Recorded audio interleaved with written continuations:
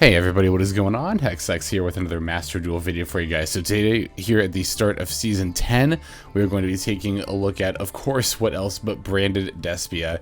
Still the top contender, the top of the Tier 1 decks pretty easily. Just the top of the meta right now.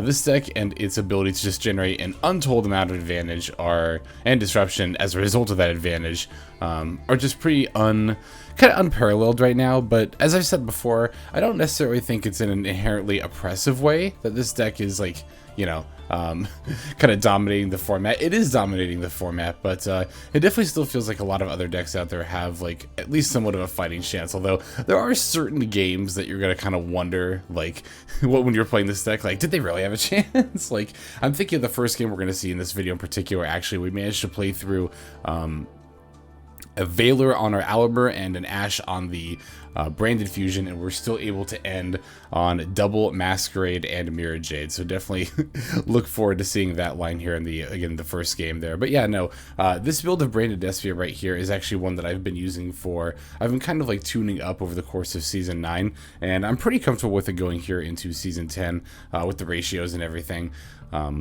Particularly the Frightfur engine. I kind of would like to put in a third Edge Imp Chain. That is something I've been considering adding.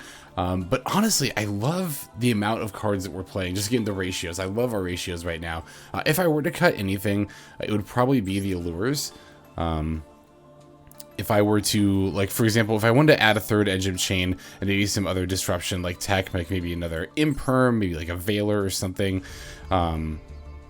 or both, or just another card in general. Yeah, I think my go-to cuts would be the Allures. I've talked about this a little bit before. It really comes down to, with these three slots here, whether you want more gas, like more acceleration, or more disruption. And I think this deck does a pretty good job of putting disruption out in and of itself. That it tends to be a bit better to just accelerate into that disruption, right?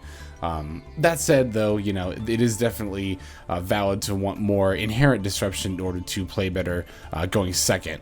Again, with stuff like Valor and Imperm there. But I really like the Allure too, because I've talked about this before, how it's important for combo decks like this, but especially like branded Despia, before you play the branded fusion, if possible at all, to check for Ash Blossom.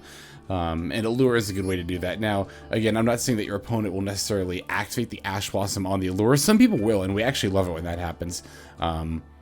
Definitely love it when they Ash the Allure or the Frightfur Patchwork or even the Aluber in certain circumstances when we've already opened the branded fusion, right? Because that just means, of course, that they are ashing the wrong thing. You definitely want to, if you're playing against this deck, ash the branded fusion.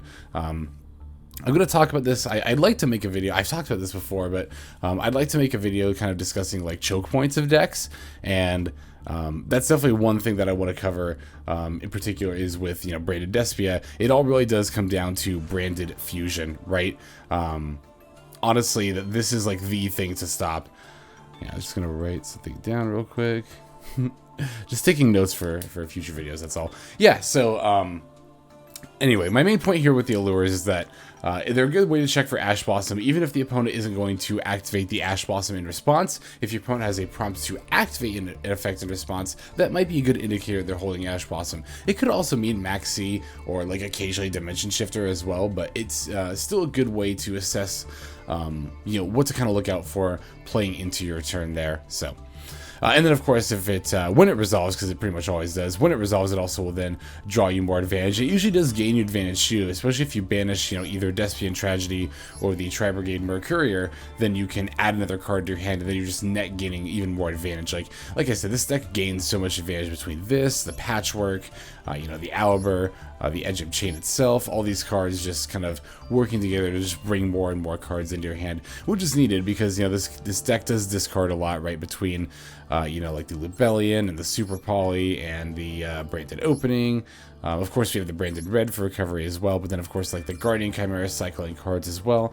This deck is very hungry for cards in hand, but it's also very good at feeding itself in that regard. So yeah, honestly, all in all, this This deck is definitely, it's not hard at all to see why it's so powerful. And I am honestly still of the opinion, as I mentioned, I think the last time I covered this deck, that I do think this Frightfur variant does tend to be the better one. I do think the Adventure variant is still valid, and I might even come back to it and try it out a little bit, just see how it is post-banless, of course, with the Water Enchantress going down from 2 to 1. That does have a little bit less of appeal now towards that variant, which again, I do still prefer this one, just again for the sheer amount of advantage that it gains. Whereas the Adventure Engine, again, my issue with it wasn't even so much that Aluber and the Adventure Engine conflicted, which was a little bit of an issue. But honestly, more than anything else, it's just that the real conflict was more about the advantage for me, right? Because like I said, you know, your cards like Lubellion, like Super Poly, like Branded Opening are so hungry for discards. And then you have the adventure stuff, which rather than gain you advantage, which stuff like Patchwork and Allure do, you know, that engine would instead just kind of like, it wouldn't eat advantage, you know, it's a very advantage, like, you know, it's a cost neutral engine. It doesn't typically cost much of anything to put the adventure token, the Wandering Griffin Rider, out, other than what you already have in hand. But that said, those are cards that you can't discard, right? So then you have less resources to work with in that regard. And I think that ultimately was like the bigger conflict than the Frightfur engine, or I mean, than the adventure engine conflicting with the Aluber itself.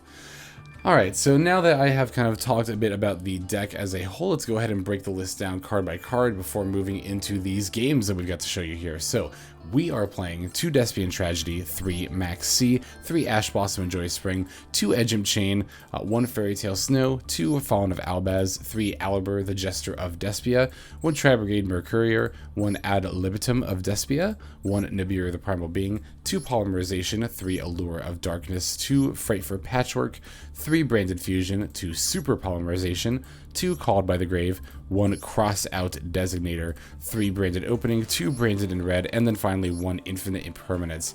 Down here in the extra deck, we've got 1 Mudragon of the Swamp, 1 Starving Venom Fusion Dragon, 1 Predaplant Dragostepelia, 1 Titanklad the Ash Dragon, 2 Albion, the Branded Dragon, 1 Despian Quaretits, 2 Masquerade, the Blazing Dragon, 2 Mirrorjade, the Iceblade Dragon, 2 Lubellion, the Searing Dragon, and then finally 2 Guardian Chimera.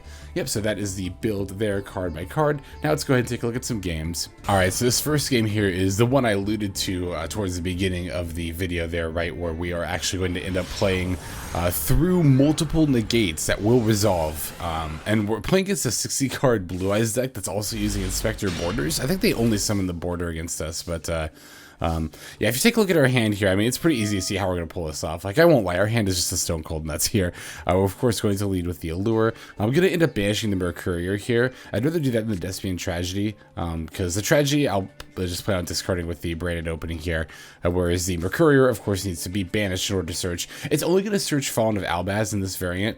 That is one reason why it's good to have Spring-In's kit, because Mercourier can then actually search the kit, which can then lead you into plays. That is one niche reason why you'd want to have Spring-In's kit. However, I took it out a little while ago, and I haven't really been missing it, because yeah, it can go into a Branded Fusion, but unlike Aluber, which does when, you know, also goes into Branded Fusion when you normal summon it, kit requires you to put additional cards from your hand back in your deck, so it's like even more kind of advantage hungry, or like, you know, cost hungry, as I was kind of talking about in the profile there, which is one of the reasons I took it out. But in any case here, yeah, we're going to rip Edge Imp Chain and Super Poly off the top of our deck, which are definitely great draws, particularly the Edge Imp Chain, of course. The Super Poly is kind of like meh on turn 1, but at least we can set it at the end. So I'm going to brand it in red, and I actually ended up sending not the Despain Tragedy like I originally thought I was going to, but the Edge Imp Chain, because then I can use that to, of course, add the Patchwork, which will then gain me even more advantage by adding the Poly and another Edge Imp Chain there. More importantly, the Polymerization. The Poly is really what you want. You can actually just open Polymerization rather than the Patchwork or the Edge Imp Chain a decent amount of time and still be able to go off with the same plays. That kind of depends on your hand a little bit more, but you tend to be alright doing that. So now we're going to go ahead and throw down the Branded Fusion. And then, yeah, it's going to get hit with the Ash Blossom like I alluded to earlier. And then I already glossed over the fact, I think, that Oh no, we haven't been hit with the Veiler yet. No, I thought the Veiler hit the Albion, but they actually saved it for the Lubellion, which I agree. You should also do that. That's another choke point for this deck as far as when to use Veiler and Imperm. I do see people using it on Aluber sometimes. I think it's much better to save it for Lubellion because not only are they committed to the Lubellion at that point, they've already played their Branded Fusion, right? But then they also have already paid the discard cost, which can be a good way to eat extra cards in their hand, as opposed to just simply prevent them from adding the card with the Aluber there. So, because I'm just like the luckiest player in the world and opened a ridiculous hand, I don't even need this Branded Fusion to resolve because I've actually got Polymerization plus Albaz plus Despain Tragedy in my hand. So like I can actually just continue with this combo without needing to fuse the materials from my deck. We're kind of doing this the old-fashioned way, the quote-unquote fair way, I guess, so to speak, although the Branded Fusion still did eat a card from my opponent's hand, so it's not as if it did nothing at all. And yeah, here's the effect failure, so that is going to come down and negate the Lubellion. But I've got the Branded in red, so what I can do is I can add back the Despian Tragedy and then use the Lubellion and the Tragedy to make a Masquerade. And because the Lubellion will no longer be on the field, it'll still resolve. And Lubellion, even though it's banished, can still use itself as a material in that way. It's actually a pretty disgusting card in that regard, honestly.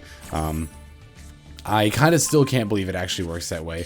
Now with the Branded in red, not only have we circumvented our Lubellion getting negated, we've even managed to put out an extra Masquerade here that we normally wouldn't be able to because we had to use the Polymerization. I thought it was 2 Masquerades, but no, it's only the one. We normally would have been able to, had our Branded Fusion not been negated, use the Polymerization in order to make a Masquerade, and then we could have had 2 potentially, but no, here we've only got the 1, but again, it's because we already used the Polymerization. So yeah, it's going to flop down Inspector Border. You can see I even had a Super Poly set up here. Like, this hand was just so disgustingly good. Again, it didn't even matter that my opponent had all the negates in the world, and we're still able to end on like the more powerful version of our typical opening turn 1 board here. I don't know, this is definitely not a typical thing. By the way, you might be seeing this being like, wow, this deck is so powerful. I will say that, like, again, our hand was excellent. This was not a typical opening setup. I mean, this is a fairly typical opening end board, but to get this after playing through those negates is not very typical. But all the same here, yeah, our opponent's just going to concede because they are very low on resources, and they still have to play through my Mirrorjade and my Branded in red, which can summon a Guardian Chimera, which can refresh the Mirrorjade. You know how it works. And if you don't know how it works, you can actually go ahead and check out the description below, and there you will find a link to the combo guide that I've made for this deck. And there we will cover the basic combos and how we will typically end on a board with like a Masquerade and Mirrorjade and the Branded in red with the Ad Libitum setup to make the Guardian Chimera to refresh our Mirrorjade, having ridiculous amount of both disruptions and advantage gaining. So that is, yeah, that is that game there. Let us go ahead and move on now to the next. So this deck, or this game, the deck we're going to play against is going to be Adventure Tri-Zoo, which I haven't seen that much of, honestly, on ladder. So always eager to play against Tri-Zoo, and with it, just Tri-Brigades in general. Definitely expect to see more Branded Tri-Brigade content coming up very soon here. So this hand, I'm looking at this hand and I'm like, okay, cool, what is this? Both of our Albaz and multiple Alubers with the Branded Fusion. Well, at least we don't have to worry about you know, necessarily, we at least have the redundancy to check for negates, is basically what I'm getting at here. So I'll use the Aluber, and not only do we get to check for negates, but because we actually have Aluber plus Branded Fusion, this is the other cool thing about opening both of these two. I really like opening Aluber plus Branded Fusion, and you might think, well, why would you want to? Because the Aluber just searches Branded Fusion anyway, right? Well, one, you can summon the Aluber and check for the negates, right? And your opponent will often enough do it. It's funny, people don't usually ash like the Allure or the Patchwork. Some people do, but people will still more often than those ash the Aluber or use the Veiler or the Imperm on the Aluber. I don't think, unless you have like multiple negates in your hand, like unless you're holding like Veiler and Ash and Imperm, I don't think it's right to use those on Aluber, because again, it's very easy for us to just have like the Branded Fusion in hand anyway. It's very, it happens a lot, so you know, but here's the thing too, right? If you use the Aluber, check responses, and don't get any, you can still add the Branded in red if you've already got the Branded Fusion. As we saw in the last game, the Branded in red can also help you dodge negates in order to make not only resolve your plays, but then you also get to summon like an extra Masquerade or whatever. You can summon a Predaplant Dragostepelia as well. I tend to like to go into Masquerade first because I think the chip damage is more important to get in earlier. Also, the Dragostepelia is a really good Super Poly target later in in the game, so I tend to like to save it for that as well. Sometimes it can be right to go into Dragostepelia first. Well, I guess if you're blind going first, I should say it's not always wrong to go into Dragostepelia first rather than Masquerade, but I do personally tend to think it's right to go into Masquerade first. So anyway, just wanted to tangentially talk about, like, you know, opening Aluber plus Brain Diffusion. I kind of like elaborating on more specific points like this because they're important to playing the deck, and I don't feel they always get talked about, and they should.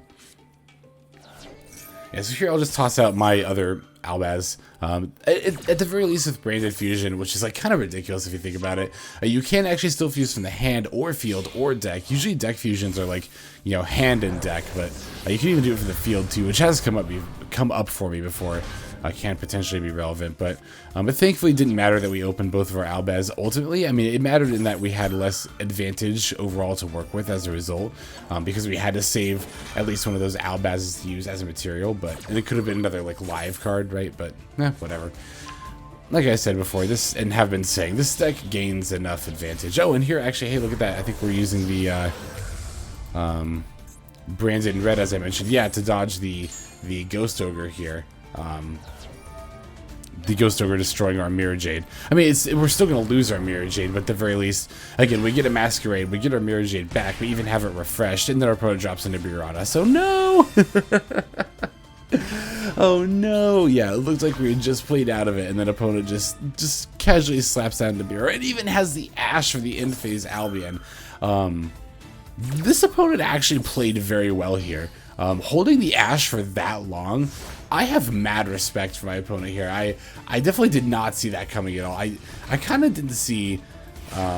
oops, I meant to pause there. Yeah, my opponent, again, this played the responses very well timed there. Of course, there's no like better point to Ghost Ogre other than when I use the Mirrorjade there, right? Because again, obviously Ghost Ogring the Albion doesn't do anything, you still get the search. Ghost Ogring the Lubellion doesn't do anything either because you still get the fusion. So I respect holding it there. And then obviously the Nibiru at the end there. But really that Ash Blossom, like I have to give props to my opponent.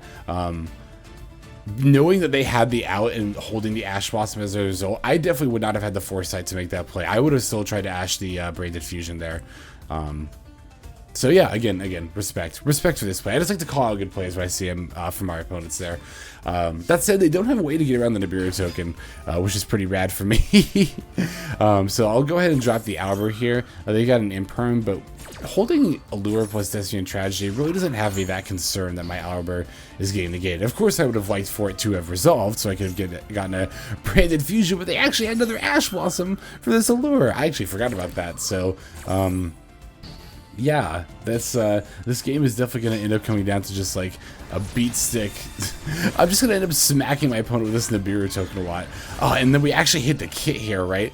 And I even debated not attacking with the Albion because I was thinking to myself, like, I wonder how often it's actually right to attack here. And I ultimately did decide to attack because I was like, okay, the thing is, it's really easy for my opponent to like flip up their face down monster and slap down something they top decked, and then all of a sudden they're going into like a Synchro or a Link. I felt like, I don't know, it's very 50-50. Let me know in the comments whether or not you would have attacked with Aluber there. I think it's really close. I honestly think it's super close whether or not you do it. I ultimately decided to go for it, and as a result of doing so, I kind of...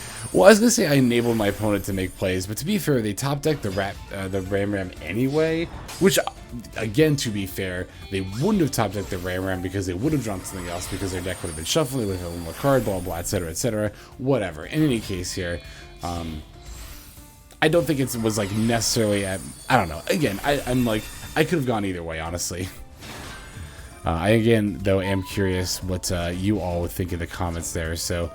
I'm really glad my opponent is Zeus there, the Aluber. There really was no reason for them to, and I think it would have definitely been right to save the 4 materials because, like, again, if it's just an Aluber, then I'm just going to switch it to defense mode and probably just pass, kind of like I did here, where I just passed after bringing back the Masquerade, right? So that was definitely, honestly, a waste of a Zeus activation on my opponent's part, in my opinion. They could have, I mean, yeah, like, Zeusing it at the end phase there does make it easier to, like, then, you know, win the next turn. I do see that argument, but I really do think with, like, a little bit of patience, they could have, again, just used the Zeus overall a little bit better.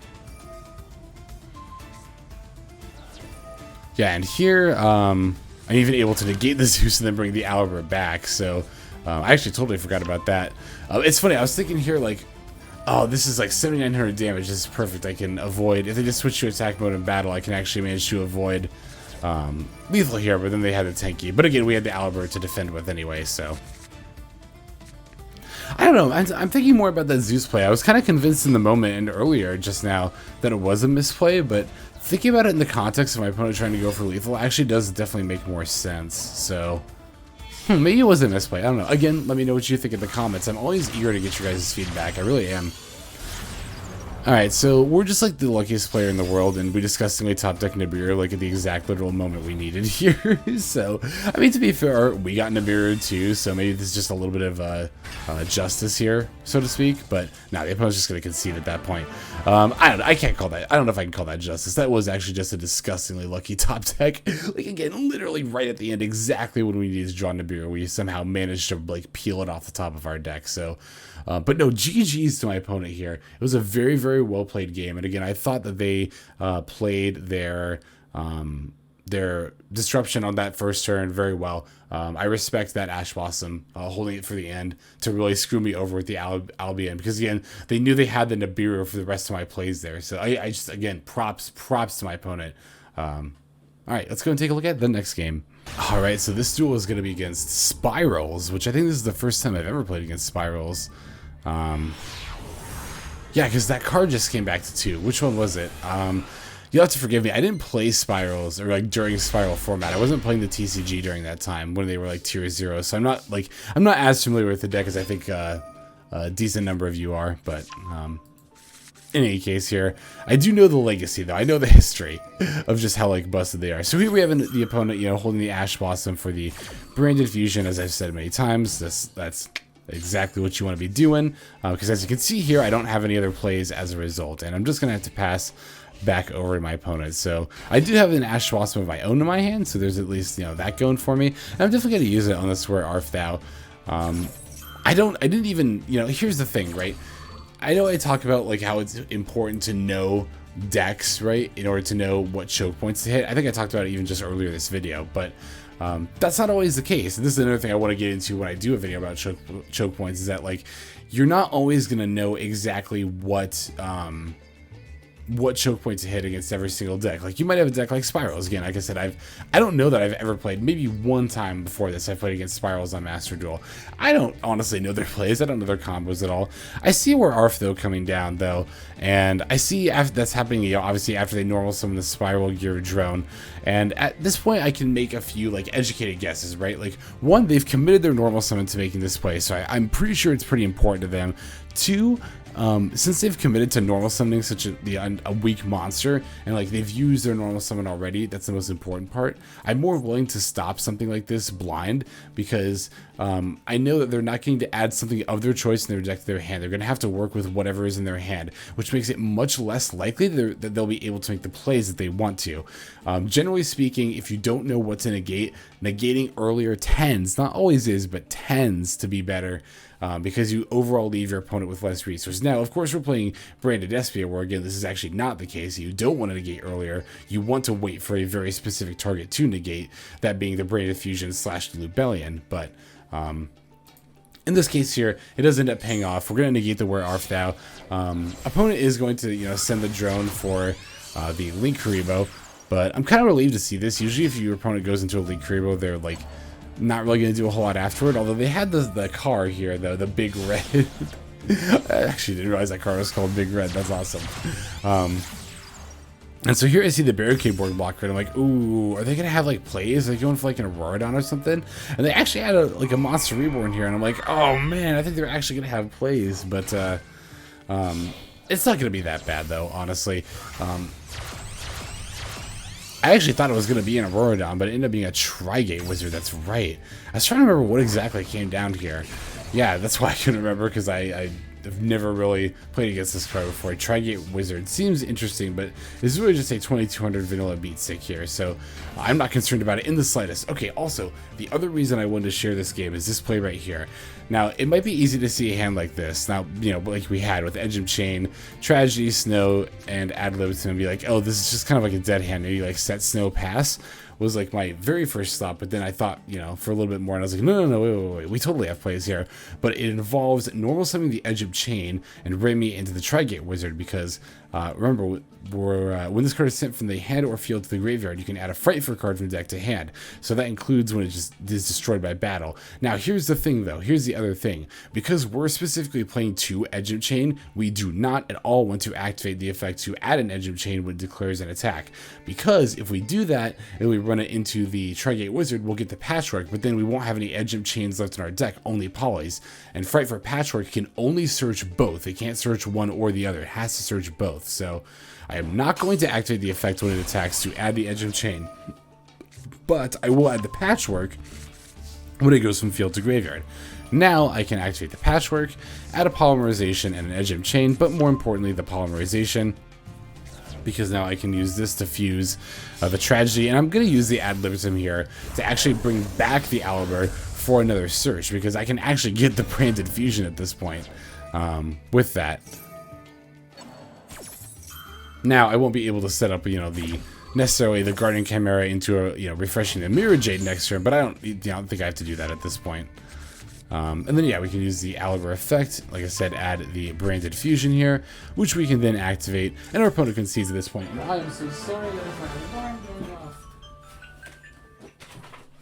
That has happened like the last that happened in a video recently. I'll be more mindful about that. I apologize. But yeah, no, like I said, that is going to go ahead and end that duel there, as the opponent realizes, like, oh, like, not only do I already have a Masquerade up, like, we've also got a branded fusion coming down.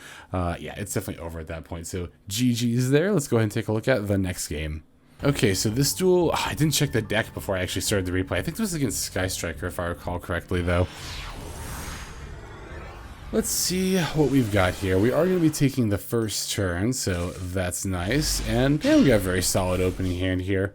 This is going to be a pretty more like kind of quote-unquote standard game, right? I'm going to summon the Allure, the Aluber rather, and opponent's going to chain Valor. Again, I think they should have saved it for Lubellion. I mean, we had the call by either way, so it doesn't really matter in this case, but IMO just, again, tends to be better against this deck to negate the Lubellion. Although, I mean, it can still be right to negate the Aluber again in some cases. Like, again, if you have like Valor and Imperm, like, you might as well try to hit the Aluber first to bait out, you know, something like a call by first. And opponent does actually have the follow-up negate here. They do have the Ash Blossom, so that's another scenario, like I was about to say, in which the Valor on the Aluber was actually not even the worst play here. So, yeah, again, like I said, I think the opponent's play was fine there, even though, again, I tend to think Lubellion is what you want to negate. It all does come down to the hand. And as far as, like, knowing that, because you might wonder, like, well, how are you supposed to know that? Like, how are you supposed to always know, like, what hand is good to use, like, what, you know, disruption, what order? That is honestly just going to come down to experience more than anything else. Like, it's not about memorizing the exact timing of the exact scenarios to use the exact card. It's really more about just getting a feel for it, right? And I think that, again, that is what it really comes down to, if I can speak here. So, yeah, we do have our opponent under Maxx, so I'm not really particularly concerned about what they're doing here. Oh, it's kind of going to be a running theme, I think, in these next few videos, where, you know, we have one last send-off game against good old Hulk by just completely disrupting them, which always feels nice. So, yeah, this advice isn't relevant anymore, but with Hulkdon, you usually want to wait for the Auroradon to come down before you drop your disruption, which is what on Nibiru here, because at that point, you know, they've exhausted their main combo, and it leaves the rest of their extra deck, like, very difficult for them to access. They usually have to go through some hoops in order to be able to do it outside of the Hulkdon combo, but again, we don't have to worry about that anymore. So, yeah, it was definitely a nice quick game there against Adventure Tenny, as we say so long to them. Now let's go and take a look at one last duel here. Alright, this last game here is actually going to be the one against Sky Strikers that I was thinking of earlier, so apologize for misremembering that there at the start of the last duel. Alright, so this hand is like, it's alright. We do have the C in the Nibiru, so that's nice. And we have the Poly as well. Although, because of what I have in hand here, I'm going to have to make an option of whether I want to discard the Poly and keep my Disruption, or discard, you know, it would be the Nibiru over the Maxx C, obviously, but discard the Nibiru and then use the Poly to go for like a Masquerade. Ultimately, I don't know that I know like which one I think is always better. Even blind going first, I tend to bounce back and forth because I've had hands like this before where I would like pitch the Nibiru and then like you keep the Poly and make the Masquerade. But in this game, I decided to ultimately discard the Polymerization and keep the Disruption. I don't know. I feel like it really does just like depend on my mood, which one of those plays I make there. I don't know that there's one I necessarily think is like always correct. Again, that's another thing, like in the comments, let me know what you think in that scenario, like whether you think it's better to, you know, in this case, right, like discard the Polymerization or the Nibiru. What do you think? I am always eager to get feedback from you all. As I mentioned this before, you know, I really like the idea of like peers educating peers. So I think all of us like bouncing ideas back and forth between my commentary and then your commentary in the comments is a very productive way for us all to help improve ourselves at the game here. So yeah, my opponent's going to activate the Sky Striker Mecha modules, and I definitely see what they're going for here, right? Using the effects to make it so that I can't activate cards or effects and to respond to the spell card activations. That's definitely a problem for a deck like Branded Despia, right? Because we're really banking on that disruption in order to be able to, well, do anything about our opponent's plays. And Sky Striker being mostly spells, we would typically like to respond to those. So what I'm going to have to do here is kind of like front load some of my disruption, the Maxx C and the Branded in red. I don't necessarily have to do it in response to the multi-roll here, but I'm going to, so that I can make sure I resolve these effects. Mostly I wanted to refresh my Mirrorjade. What I mean when I say refresh my Mirrorjade, by the way, is, you know, Mirrorjade is a soft once per turn effect, so by sending the copy that we've got on board to the graveyard, and then bringing it back later with the Ad Libitum, or not later, but like, you know, in the next chain link with the Ad Libitum, then we can actually get the effect again, even though it's a once per turn, because again, it's a soft once per turn, quote unquote soft once per turn.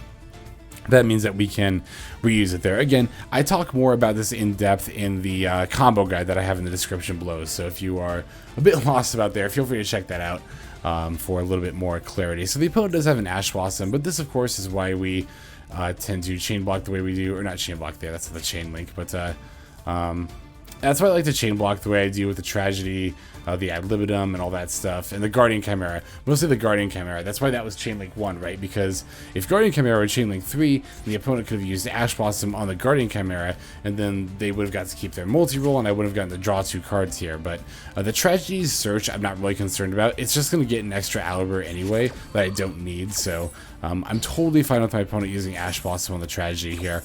And again, you know, the Ad Libitum, I like being chain link 2 to again just be blocked by, it can get ashed, but it could be get hit with like a Psyframe Gamma or something. Opponent's got a Raigeki, but we do have the Branded Opening Grave, so that Raigeki is not going to do much to us, and then the opponent just concedes at that point, as it doesn't seem like they're going to be able to answer our board. We can just turn our stuff to attack mode and make a couple more plays in order to pretty easily have lethal on our next turn. So yeah, that is going to do it for the games. Let's now go ahead and move on to the outro. Alright everybody, just want to thank you so very much for watching all the way to the very end of the video like this. That does mean a whole lot to me, not only personally, but as a means of supporting the channel. Also appreciate those of you who are both commenting and or subscribing. I said both and then and or. Those of you who are commenting and or subscribing. Comments, like I kind of said throughout the video, definitely looking for feedback on some of those particular points of gameplay, or just in general about gameplay or the deck there.